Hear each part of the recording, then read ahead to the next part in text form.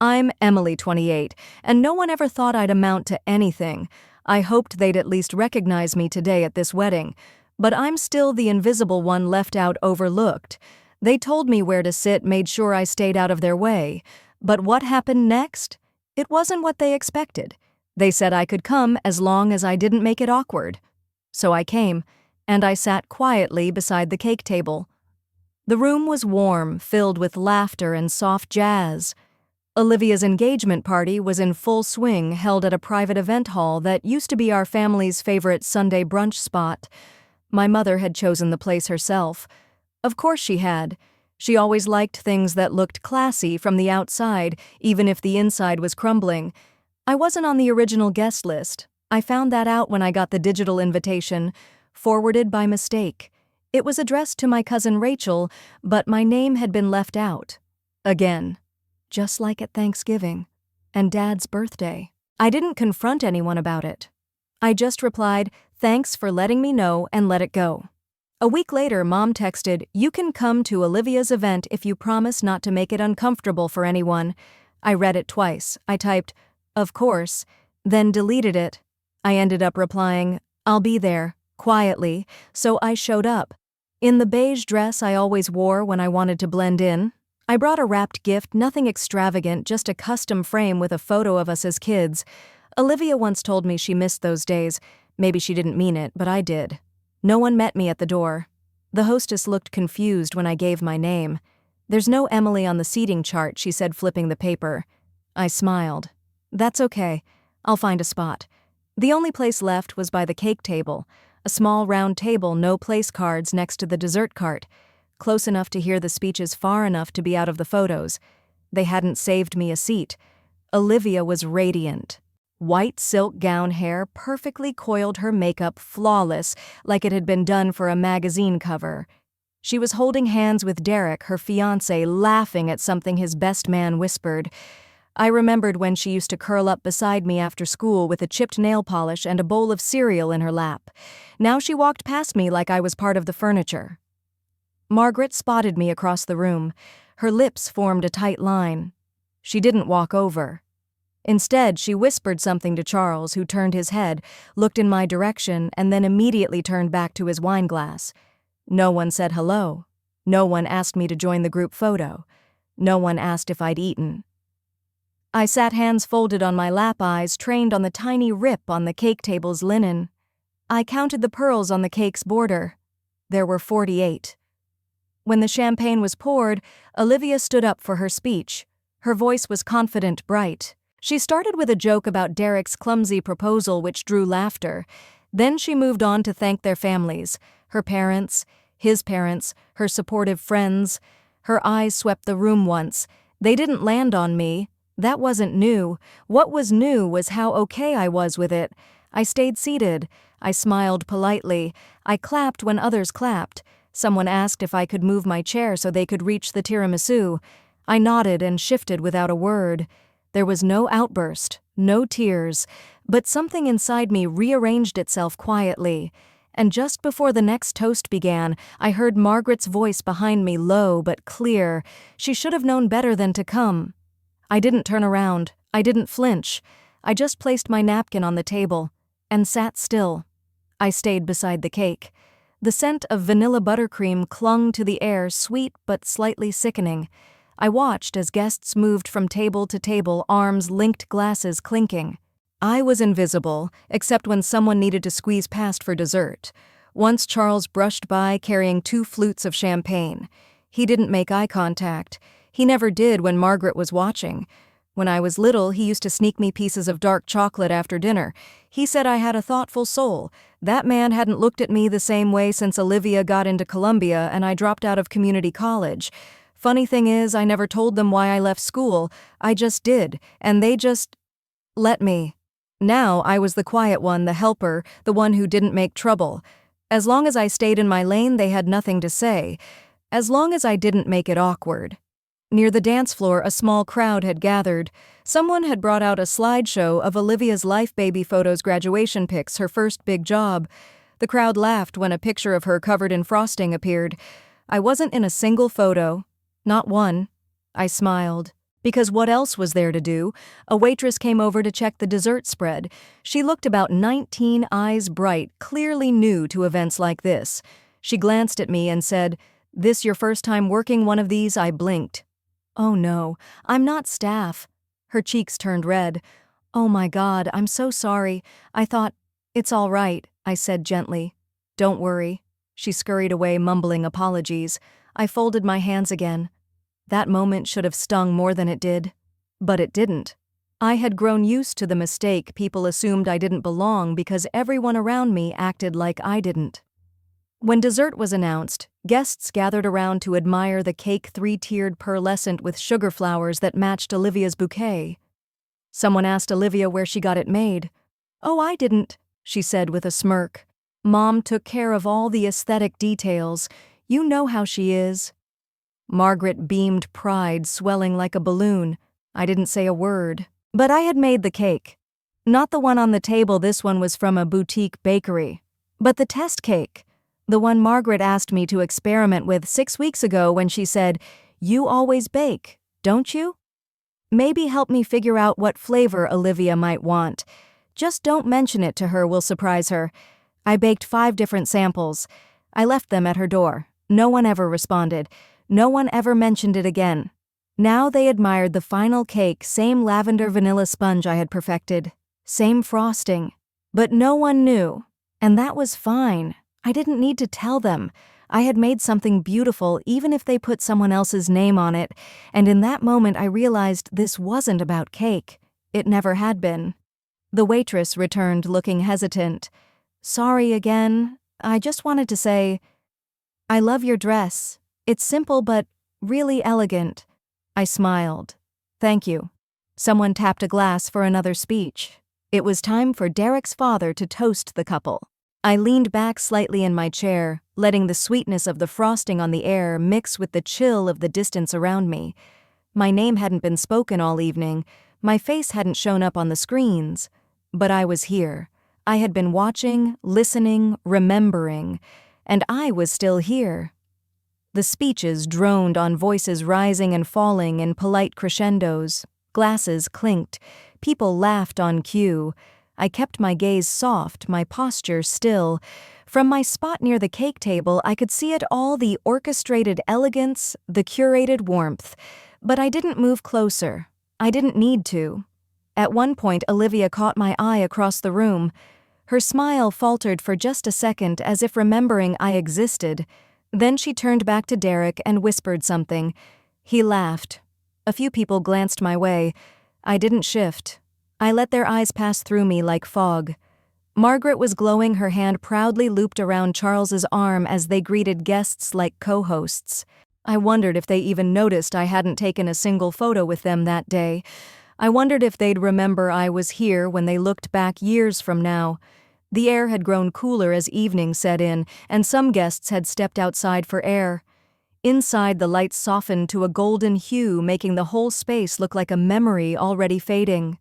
I adjusted the bracelet on my wrist, a thin silver one I had bought myself years ago after my first paycheck at the bakery. No one ever asked where I worked. They assumed I didn't. From across the room, Mr. Whitman arrived, shaking hands and smiling in his usual easy way. I hadn't seen him in years, not since my high school graduation, which he had attended, even though my parents barely stayed through the ceremony. He had always been kind to me in that rare way adults sometimes notice the quiet kids no one else talks to. As he made his way across the hall, his eyes landed on me. Recognition flickered, then warmth. "Emily," he said, walking over. "Wow, you've grown up." I stood. "Hi, Mr. Whitman. I wasn't sure if you'd be here," he said gently. "You look centered. That's rare around here." I smiled, surprised. "Thank you."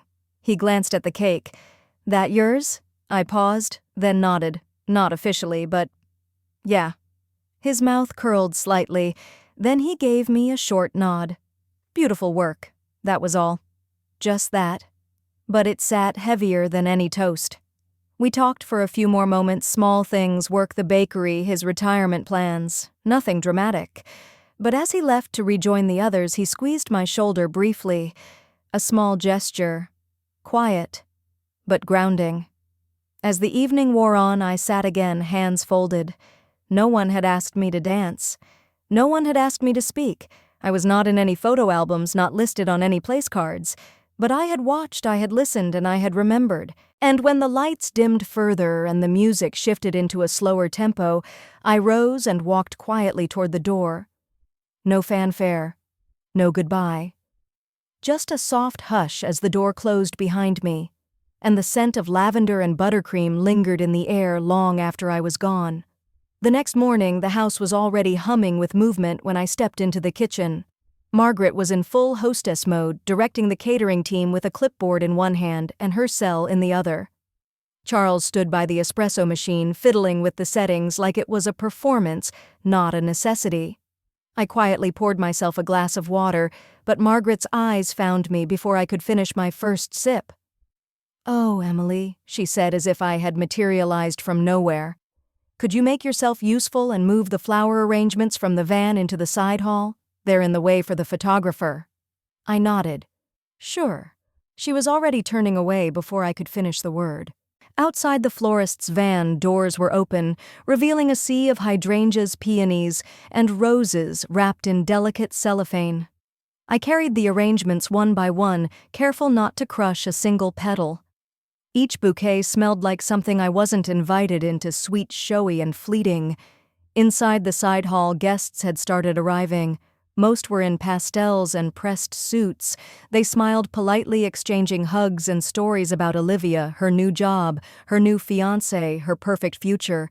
I blended in like a shadow stitched onto the edge of a frame. At one point, Charles gestured at a family friend to come over. "This is Emily," he said quickly. "Our other daughter." "Ah," the man said, smiling stiffly. "I didn't know you had two." Charles laughed. "She keeps to herself." I smiled faintly. It was the kind of laugh that says more than the words ever could. Later that afternoon, the garden was set up for pre-dinner drinks. A string quartet played something soft in the corner. I stood behind the beverage table, pretending to help with the lemonade refills. "Don't let it run out," Margaret told me with a glance. "The older guests love the mint one." "Yes, Mom," I replied. Her mouth tightened. "Don't call me that while you're working. People get confused." It wasn't the words, really. It was the tone, the precision of it, the way it trimmed down my presence to something administrative. A guest walked up and asked for Prosecco. I handed it to her, my smile steady. Over her shoulder, I could see Olivia posing in front of the arbor, her white dress glowing like a cloud. She looked effortless, like she belonged in every picture. Near the buffet table, someone dropped a spoon. It clattered loudly against the china, making a few heads turn. I caught it mid-bounce and returned it to the table without a word. "That was quick," someone muttered behind me. "You should have been a waitress." I didn't look back, but I heard the giggle that followed. By sunset, the crowd had shifted to the patio. The speeches were about to begin, and Margaret was practically bouncing in her heels. Olivia's fiancé, Derek, took the mic first. He said all the right things about love, about finding a partner who makes you whole. He even threw in a joke about how Olivia always gets what she wants. Everyone laughed, everyone except me. The second toast came from Olivia's best friend. It was light, breezy, a little rehearsed. Then it was Margaret's turn. She stepped up, elegant as always, her pearls catching the last bit of sunlight. She looked around the crowd, then at Olivia, and smiled. From the moment Olivia was born, she said, voice full of syrup and steel, I knew she was going to be something special. She always led, always sparkled. Even as a little girl, she had this magnetism. People were drawn to her. She paused, scanning the crowd for effect. And I remember once, when both girls were very young, someone asked me, "Which of your daughters will go furthest?"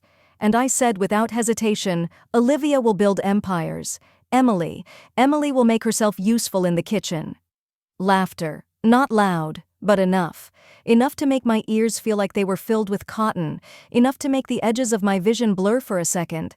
I didn't move. I didn't smile. I didn't look at anyone. Margaret continued, unfazed. And look at her now. Our Olivia. There was applause. People raised their glasses. And me, I picked up an empty flute from a side table, turned toward the catering tent, and kept walking. The spoon, clinking from earlier, still echoed somewhere in the back of my head. I stayed behind the tent for a while, pretending to check on the ice bucket. The low chatter from the patio carried over, muffled by fabric and distance. Occasionally, a burst of laughter would rise above it all, sharp, bright, and far away from me. After a few minutes, a staff member tapped me on the shoulder. "They need someone to help pass hors d'oeuvres inside." I nodded and took the silver tray. Back in the house, the guests had shifted into small clusters near the fireplace and bar. The air smelled like champagne and floral perfume. As I weaved between groups offering bites of smoked salmon and cucumber, I caught pieces of conversation: Olivia's honeymoon plans, Derek's promotion, Margaret's redecorating project. "Did you hear the speech?" a woman asked. "Oh yes," someone replied. "That bit about the kitchen, hilarious." They didn't notice me standing there holding the tray like part of the furniture. Later in the dining room, I set down the empty tray and stepped into the hallway for a breath of quiet. That's when I saw the door to the study slightly ajar. Inside, Charles was speaking with an older man in a deep green blazer. "Mr. Whitman." "It's all squared away," Charles was saying. "The trust is structured how we discussed. Olivia has access immediately after the wedding." Whitman gave a slow nod, and Emily Charles waved a hand. "We've arranged something modest for her. Enough to keep her comfortable. That's what she said she wanted anyway. Simplicity." Whitman didn't answer right away. His eyes drifted toward the door. I stepped back quickly, out of sight. The words modest and simplicity sat in my chest like cold stones. At dinner, the seating arrangement was laid out like a strategic map. Olivia and Derek sat center-framed by their closest friends. Margaret and Charles flanked them. I was placed at the edge of the long table between a cousin I barely knew and the caterer's assistant who'd been given a spot to even out the numbers. The first course arrived: pear and arugula salad. I picked at mine while the room buzzed around me. Toasts came and went like fireworks, lighting up the space with admiration and nostalgia. No one asked me to speak. No one mentioned my name. At one point, Olivia stood, champagne glass raised.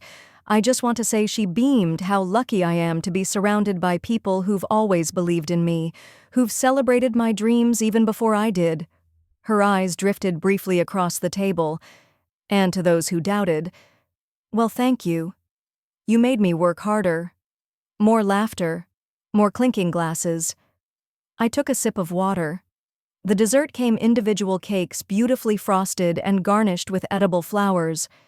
I noticed there were only 13 guests at the table. A server hesitated. "Should I?" Margaret glanced around, then pointed. "It's fine. Emily doesn't eat sweets." The server looked unsure. I smiled politely. "It's okay." The last cake was placed in front of Olivia. The server returned with a tiny plate of berries and one wafer. "Just for you," he whispered apologetically. I nodded. "Thank you." From across the table, Olivia met my eyes for a brief second. Her smile didn't quite reach them. By the time coffee was served, the conversations had turned more casual. People were laughing louder now, leaning back in their chairs. The tension of ceremony had lifted, revealing the casual exclusions that were so practiced they barely registered. Someone turned to me and said, "You're so quiet tonight, Emily. Are you okay?" I smiled. "I'm just soaking it all in." They nodded, satisfied, and turned back to their group. A spoon clinked against a porcelain cup. A napkin slipped off a lap. Little sounds filled the room like static. And me? I watched it all from the corner of the table, the soft hum of belonging never quite reaching my seat. The evening stretched on with a kind of elegant monotony. Small performances of charm played out across the room, stories told with exaggerated flair, compliments wrapped in passive tones, gestures rehearsed a dozen times over the years. I took my coffee and stepped into the hallway again, needing air. Just a few minutes of stillness. That's when I heard voices behind the kitchen door: Margaret and Olivia. "She did come after all," Olivia said. Her tone was amused. "I told her she could," Margaret replied, "as long as she didn't make a scene. Which, to her credit, she hasn't. Yet." Laughter. "I mean, we had to invite her," Mom Olivia added, "or else Dad would have heard about it from Whitman. You know how he is." "She doesn't know how to make herself useful," Margaret continued. "She floats, always has. No roots, no plan. That little bakery job, she calls that a career. It's more like a hobby," Olivia said. Anyway, one day she'll thank us for showing her how the real world works." I turned quietly and walked back down the hall, away from their voices. Their words didn't shock me. They didn't even sting the way they might have once. It was like hearing old music play from a different room, recognizable but too distant to bother chasing down. In the backyard, the fairy lights were flickering above the hedge. A few guests had stepped out for fresh air, smoking and murmuring in low tones. I stayed by the cake table just as I had when I first arrived, a full circle of silence. The cake stood tall, 3 tiers of white buttercream and sugared flowers. A showpiece. Not a slice had been cut. I remembered Olivia as a girl poking her finger into birthday cakes before anyone was allowed to slice them. She liked to be first. She liked to own the moment. Now she had her moment, and I was a shadow along the linen cloth watching it from a polite distance. Then came the announcement. Charles appeared at the French doors and tapped his glass. "Everyone, if I could have your attention for just a minute," guests filtered back into the house. I stayed where I was, just near the threshold, half in shadow. Charles stood beside the fireplace with Olivia and Derek. Margaret was close behind. He cleared his throat, voice proud. "We just want to thank everyone for being part of this special celebration. It's not every day your daughter steps into a new chapter. We couldn't be happier to see Olivia start this journey with someone as wonderful as Derek." Applause. And as a small surprise, Charles continued, "We'd like to share something else. A gift. It's part of the family legacy, something we've arranged for the couple as they build their life together." He nodded toward Mr. Whitman, who had been sitting quietly at the edge of the room. The crowd turned as Whitman rose, adjusting his tie. "I've been asked to say a few words," he began. "Charles and I have known each other since our university days. I've watched his family grow with pride, and I've had the honor of helping manage a few matters behind the scenes, including certain trust arrangements." There was a murmur. Tonight, Whitman said, we're not only celebrating a wedding, but also the formal transfer of the Wainscott property and its associated assets to Olivia and Derek. The room gasped softly. The trust includes the property deed investments linked to the estate and full rights to the family's summer home in Oregon. Another ripple of excitement moved through the guests. I stood still. Whitman held up one hand. "But before we finalize, I'd like to clarify something." "Emily," he said, turning toward the back of the room, "I believe this concerns you as well." The air shifted. All heads turned, even Olivia, even Margaret, even Charles. I straightened slowly, stepping out of the shadows. I hadn't expected to hear my name spoken aloud that night, not like that. Not with that quiet authority. Mr. Whitman's voice wasn't sharp, but it sliced through the room nonetheless. It was the kind of voice you paused for without knowing why. I stepped fully into the light. Whitman gave me a small, respectful nod. "Charles and Margaret," he said, turning to my parents, "I believe you omitted a detail when we reviewed the trust update last spring." Margaret blinked. "Excuse me." Whitman's tone stayed even. "Emily is also listed as a beneficiary under the original Wainscott Trust. The clause you requested to remove her was never formally filed. In fact, Charles signed the reaffirmation that includes both daughters just 3 months ago."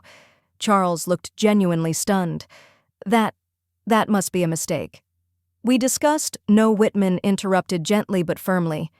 "There was no mistake. Olivia and Derek received the property assets, yes. But Emily retains full equity rights in the inheritance portfolio as well as the irrevocable trust distributions starting today." Silence. The kind that lands heavy. Thick. I didn't move. Olivia's mouth opened slightly. "You're saying—" "She gets money." Whitman nodded. "A substantial amount. More than enough to purchase a home, or expand a business, or simply live without anyone's permission." The phrase stung them more than it did me. Margaret laughed, brittle and confused. "This is ridiculous. She hasn't done anything to earn that." Whitman looked directly at her. "Legacies aren't always about merit.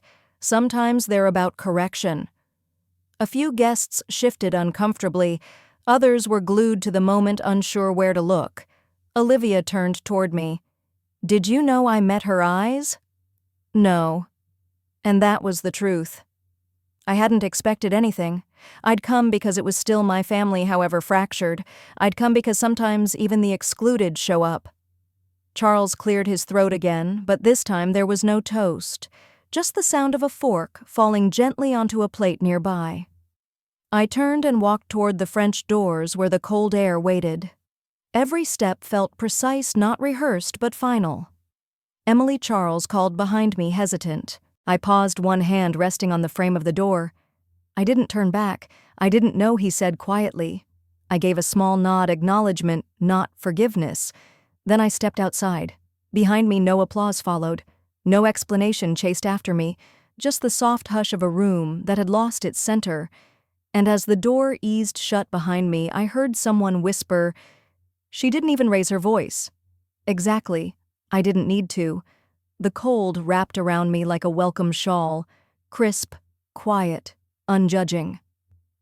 I stood alone for a moment on the patio, letting the breath I had been holding slip out. It wasn't victory I felt, not even vindication. It was a release from the need to explain, the need to perform, the constant reach for approval that had always felt just out of grasp. The glass door behind me remained closed. Through it I could still see them, Charles, standing awkwardly with a half-filled glass, Margaret frozen mid-sentence, Olivia staring down at her untouched cake. Nobody moved toward the door. Nobody followed. Good. My phone buzzed softly in my coat pocket. A message from Mr. Whitman, short, and to the point. I thought it was time. I smiled. He had known what it meant to sit quietly beside the cake table. He had seen me there in the corner, choosing dignity when the room chose to laugh. I heard the door creak. Soft footsteps behind me. It was Olivia. She stepped into the night like it surprised her to feel the air. You really didn't know, she asked, her voice stripped of its usual sharpness. No, I said. And I didn't come here expecting anything. Then, why did you come? Her voice cracked a little. After everything, I looked out toward the dark tree line where the porch lights faded. Because I wanted to remember who I was, not who they said I was. She was quiet. You know, Olivia began, Dad said you were always too sensitive. That you overreacted. I turned to her. And maybe I did when I was younger, but that's not what tonight was. She studied me for a long moment. I thought you'd rub it in, or say something dramatic. I shook my head. No need. You already heard what mattered. And I meant it. Every word. The value of what Whitman had done wasn't in the money. It was in the public acknowledgement, the correction spoken in a room that had once silenced me. From the corner of my eye, I saw Charles step toward the door again, then stop. He wouldn't follow. He couldn't. And that was fine. The cake table was still there behind the glass. I had sat next to it as instructed, blending into the linen and candles. My place card had no last name on it, just Emily. No title, no acknowledgement. But now they knew exactly who I was. Olivia sighed. I guess. Congratulations. I offered a soft smile. You don't have to say anything. She hesitated, then nodded and slipped back inside, leaving me again in the hush of the evening. I stayed a while longer. The stars had come out faint, but visible like truths no longer buried, and as I walked to my car slow and steady, I passed 2 servers on a smoke break. They glanced at me, then at each other, recognition dawning. She's the one of them whispered. The other nodded. Yeah, the sister. I didn't correct them. I didn't need to. I simply opened my car door, slid in, and sat still for a beat. Then I turned the key and left. The road back from the estate was lined with sleeping oaks, their branches arching above like quiet witnesses. I drove in silence, no music, no directions, just the soft hum of tires on asphalt and the occasional flicker of my blinker in the dark. I didn't replay the night. I didn't need to. It had already settled into memory the way certain moments do, not loud, not grand, just heavy in their stillness. Unshakable. Back at my apartment, I changed into my oldest sweater and heated leftover soup. As I stirred, I noticed something I hadn't in a long time, a kind of lightness in my chest, like I'd been carrying a weight I never fully saw until it was gone. I sat at the table, soup in front of me, and let the warmth sink in. My phone buzzed again. This time, it was a photo.